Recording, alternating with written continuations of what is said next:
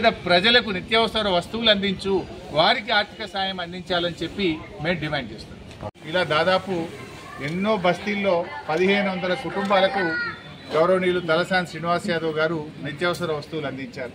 ఇలా ప్రభుత్వం ఫెయిల్ అయింది, రేవంత్ రెడ్డి పట్టించుకోలేదు. కానీ తలసాని సీనన్న మాత్రం తన వంతు సాయంగా ఈరోజు ఈ బస్తీ ప్రజల్ని తను ఆదుకోవడం జరుగుతూ ఉంది. ఎందుకు అసలు రేవంత్ రెడ్డి ఈరోజు మున్సిపల్ మంత్రిగా రాష్ట్రంలో ఎక్కడ చూసినా కూడా అన్ని బస్తీలన్నీ కూడా ఇలా మునిగిపోయినటువంటి పరిస్థితి, గుంతలమయమైపోయింది.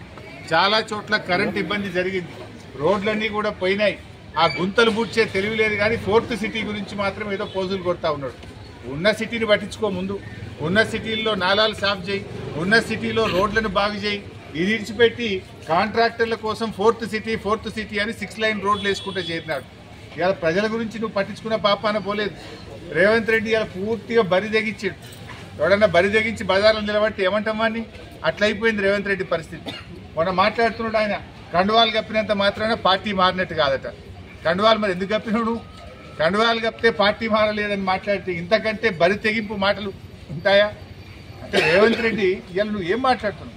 వాళ్ళే మేము పార్టీ మారినాము, కండువా కప్పుకున్నామని వాళ్ళ ట్విట్టర్లో వాళ్ళే పెట్టి, మీ పిసిసి అధ్యక్షుడే 10 మంది కాంగ్రెస్ పార్టీలో చేర్చుకున్నా అని మహేష్ కుమార్ గౌడే చెప్పబట్టే, గాంధీ భవన్లో మీటింగ్ జరిగితే మీ ఇన్ఛార్జ్ నేతృత్వంలో పార్టీ మారిన ఎమ్మెల్యేలు గాంధీ భవన్లో వచ్చి మీటింగ్లో పాల్గొండ్రి. పార్టీ మారిన ఎమ్మెల్యేలు Congress legislature party meeting CLP మీటింగ్కు కూడా వాళ్ళు హాజరయ్యి, నువ్వు వాళ్ళని తీసుకుపోయి ఢిల్లీలో ఏఐసిసి కార్యాలయంలో రాహుల్ గాంధీ కూడా కల్పిస్తేవి. ఇంత ఓపెన్గా కుల్లా కాంగ్రెస్ పార్టీలో చేర్చుకొని కండువాలు కప్పితే పార్టీ మారినట్టు కాదని చిల్లర మాటలు ఇవాళ రేవంత్ రెడ్డి మాట్లాడుతూ ఉన్నాడు. ఆ కుర్చీ గౌరవాన్ని పరువు తీసే విధంగా ఈరోజు రేవంత్ రెడ్డి గారు మాట్లాడుతూ ఉన్నారు. ఇవాళ రాష్ట్ర ప్రజలకు అన్నీ తెలుసు కదా. ఆ ఎమ్మెల్యేలే ఏం చెప్పిండ్రు? మేము అభివృద్ధి కోసం పార్టీ మారినాము, డెవలప్మెంట్ వర్క్ల కోసం పార్టీ మారినామని వాళ్ళ నియోజకవర్గాల్లో కార్యకర్తల మీటింగ్లో ఓపెన్గా వాళ్ళే చెప్తా ఉంటే ఇంకా ఈ బరితీయం పోయింది, ఇంకా ఈ చిల్లర చేష్టలేంది? ఇలా ప్రజలు అన్నీ గమనిస్తూ ఉన్నారు.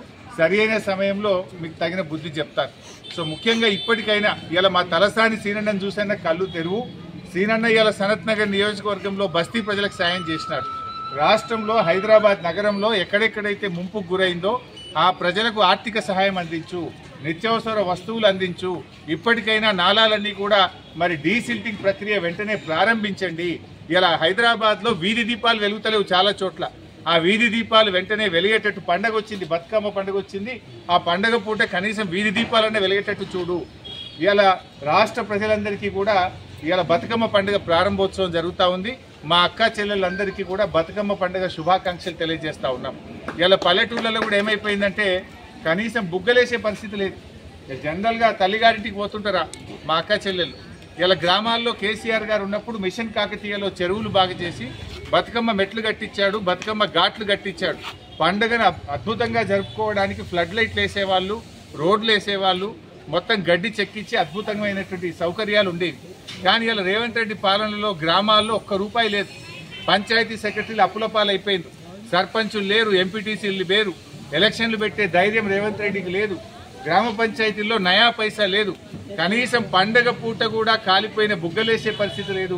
పండగ పూట గ్రామాల్లో చెత్త ఎత్తే పరిస్థితిలో ట్రాక్టర్ల డీజిల్ దిక్కులేని పరిస్థితి. బతుకమ్మకు ఏర్పాట్లు చేయడానికి గడ్డి మందు కొట్టడానికి కూడా గ్రామాల్లో పైసలు లేవు. ఇది రేవంత్ పాలన. మాటలకు ఎక్కువ, చేతలకు తక్కువ.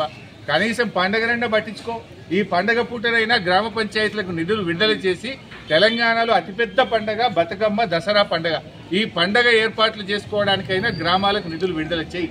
నీ పాలనలో ఈ 2 సంవత్సరాల్లో గ్రామ పంచాయతీలన్నీ కూడా మురికి కుప్పాలుగా, చెత్త కుప్పలుగా మారిపోయినాయి. ఇప్పటికైనా కళ్ళు తెరువు, గ్రామ పంచాయతీలకు నిధులు ఇయ్యి.